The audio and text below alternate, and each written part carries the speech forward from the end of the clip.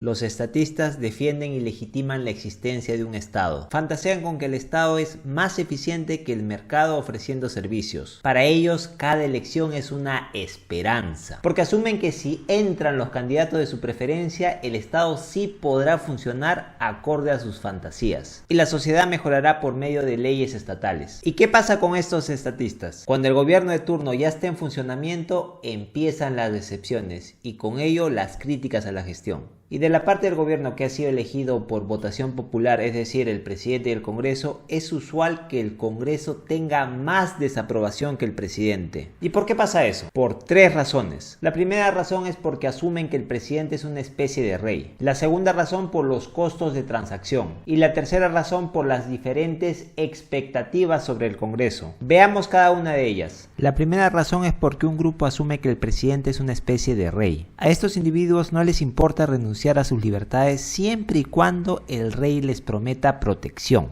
Asumen que si su rey no cumple es porque alguien más les está poniendo trabas, en este caso el Congreso, el cual es obstruccionista y si no fuera por ese Congreso la situación mejoraría. Por eso atacan al Congreso, porque continuamente sienten que lo cargosea a su rey con las fiscalizaciones, pidiéndole rendición de cuentas. Para este grupo de individuos, como sienten que el Congreso es una traba, les agrada la idea de disolver el Congreso, para que así su rey pueda reinar a sus anchas. Dejan de lado la cuestión de que supuestamente el Congreso es el que representa a los individuos del pueblo. La segunda razón son los costos de transacción.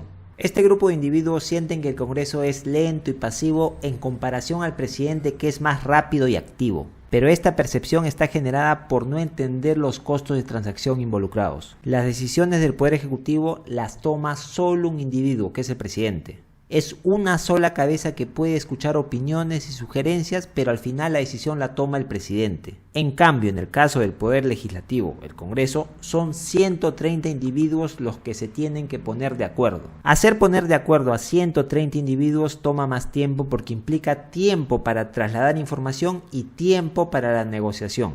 Si para que se pongan de acuerdo solo 2 personas a veces es difícil, imagínate hacer poner de acuerdo a 130 personas. Por eso hasta diera la apariencia que el presidente es más resolutivo que el Congreso y que el Congreso es lento. Ahora, para hacer poner de acuerdo a muchas personas muchas veces se tiene que ceder. Y la decisión final termina siendo distinta a la originalmente planteada. Porque si no cedes, puede que la mayoría no te apoye. Como las decisiones tienen que ser consensuadas, en muchos casos las decisiones de los congresistas no terminan por complacer ni a los votantes del oficialismo, ni tampoco a los votantes de la oposición. Y ahí empieza a generarse la desaprobación. Entonces, en cuanto a los costos de transacción tenemos dos efectos. Un efecto es que la aparente lentitud del Congreso genera desaprobación y otro efecto es que cuando las leyes son una mezcla de ideologías también se genera desaprobación. La tercera razón son las diferentes expectativas sobre el Congreso. No todos esperan lo mismo del Congreso. Por tanto, si intentas complacer a todos, puede que solo termines por complacer a pocos o a nadie.